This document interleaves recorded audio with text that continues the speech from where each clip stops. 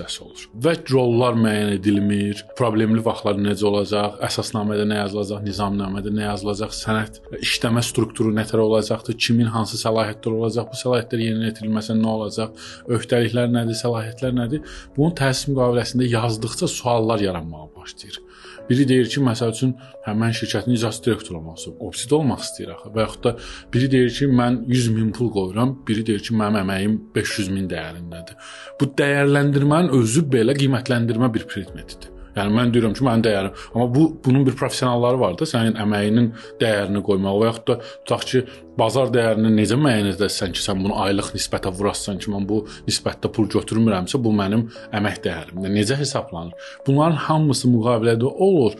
Yəni əmtəə halına gəlir. Yəni bir formalaşır və ondan sonra başlayır bu proses. Yəni yazıldıqca siz şirkət açaq, qaçdıq, tez açaq, vergiyə keçirdək, ofisi götürək, prosesə başlayaq, bir-iki stajyer götürdük, şirkət imajı yaratdıq, mütləq marketinqdən işləməmiz lazımdır falan filan, amma alt boş olur. Yəni hüquq dediyin təməldir. Çünki birinci ilə sahibkarlar arasında münasibət qurulmayıbdır. Münasibət daha doğrusu düzgün qurulmayıbdır. Həvəsə qurulubdur və biz bunu məşhur yəhudilərin misalında deyirlər ki, məsəl üçün yəhudilər həmişə çəkişirlər, vuruşurlar məhkəməyə, sonra şirkət qururlar. Azərbaycanlılar yeyib-içmə masasında otururlar, yeyib-içirlər, qərar alırlar, sonra da məhkəmədə çəkişirlər. Yəni tərs mütənasib işlər olur. Biz çəkişməyi sevmirik ilk başda.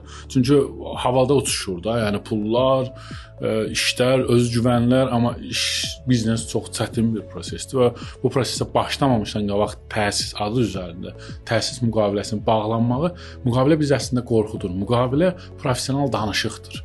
Və sizin yanınızda üçüncü bir göz olduqda sizə artıq belə deyirsən, yaxşı oğlansan, bu pis oğlandır nəzərlə baxmır. İkiniz də yaxşı oğlansınız. Gəlin oturaq görək, siz dediklərinizi vərəqdə əks etdirəsiniz. Mövzu budur. Vərəqdə olan şey və altına imza atılan mövzu bəlkə məhkəməli olmarsınız. Amma o tet-a-tet söhbətdə ki, mən bunu belə başa düşürdüm, vərəqi qabağına uzadanda, altındakı imzasını görəndə deyirsən, qardaş, başa düşmək ayrı, yazılı ayrı.